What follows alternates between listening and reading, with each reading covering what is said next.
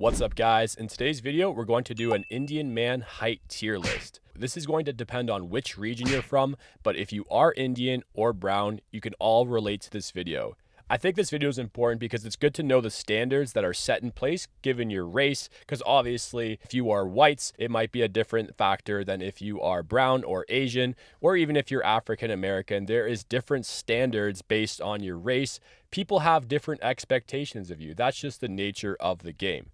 So with that being said, let's get into the video. All right, so starting off, we have the shortest height. If you are under 5 feet tall or 152.5 centimeters as an Indian man, or pretty much anywhere, obviously any race, this is going to be a D tier. At this height, it is just very brutal. I don't wish this height on my worst enemy, to be honest.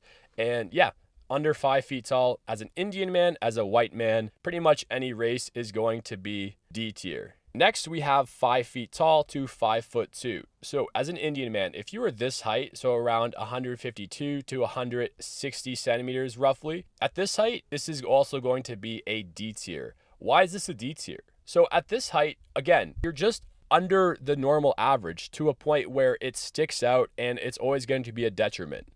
A lot of this video is going to be relative and based on other women's heights. If you're talking about the dating market, or even if you're talking about relative to other men around you. As an Indian man, especially if you are not in India, I'm assuming a lot of people watching this video are either in Europe or North America, which is very popular for Indian men, but they're at a disadvantage, unfortunately, because a lot of Caucasians, a lot of African American just racially have taller gene pools, so there's really nothing you can do. However, given the state of malnutrition in India historically, this is probably why a lot of Indian men are generally shorter than normal people, just because of malnutrition is the '1 factor in determining height growth. If you are malnourished and you don't get enough calories as a child, you will be short. That's just the nature of the beast. Moving into 5'3" to 5'5". At this height, we're gonna start creeping into C tier.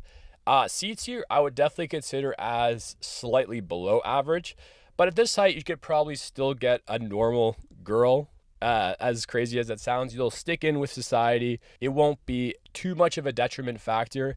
Again, it's not going to be a weapon by any means, and especially if you're in North America. This is actually like it. You're going to stick in, but you'll have a normal job. You might get picked on a little bit for your height, but that is what it is. As an Indian man, 5'3" to 5'5" is C tier. Going into 5'6" to 5'9". At this height, this is the first B tier as an Indian man.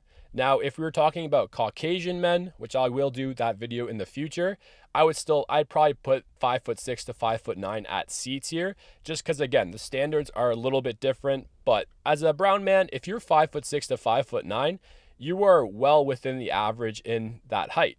So I think the average height for Indian men, depending on where you are, if you're northern India, I know they might be a little taller, and then southern India has a little bit shorter.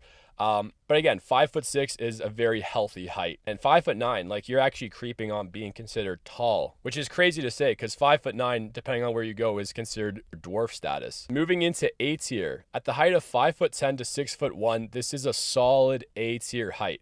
Like this is a weapon height. If you're a brown man, you're going to do very well in life. You're going to have a lot of opportunities that shorter men won't have.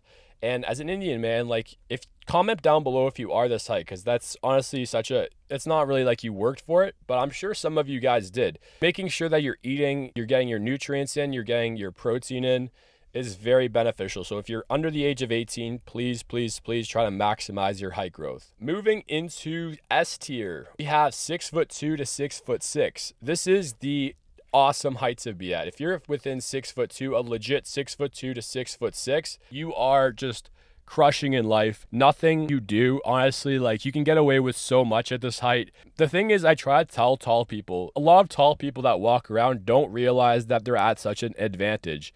Anytime I see a really tall person and we get into a discussion, I always tell them, man, leverage your height. You have to leverage your physical traits. Anything in life, right? If you have physical capabilities that are above other people, that's how measure success in life. You have to leverage your skills. Obviously, being tall is not a skill, but I mean, it's like a natural God-given talent or ability. And then we have 6'6" and up. So this is going to be a hot take, but I actually think even as an Indian man, I think if you're 6'6" and up, it gets into uncanny territory for a human and you start sticking out in a bad way. It actually ends up being almost a detriment. Having said that, I would rather be super tall than be super short. Of course, goes without saying, but I think A tier, I think that relatability factor is an issue. I think women obviously want a guy that's taller than them, and men, like seeing a guy that's tall, but it also just the relatability factor. You need to be able to relate with someone. Like if they're too tall, it almost becomes like a carnival show. Does that make sense? You know what I mean? Anyways, comment down below what height you're at and what you think about this list. And of course, this is all for fun, entertainment. But yeah, check out my other videos and follow for more height content. Have a good one. Oh yeah, guys, also, I'm going to start posting on Snapchat. So follow my Snapchat. It's called Kurtman9001. Follow my Snapchat. I'm going to be posting more.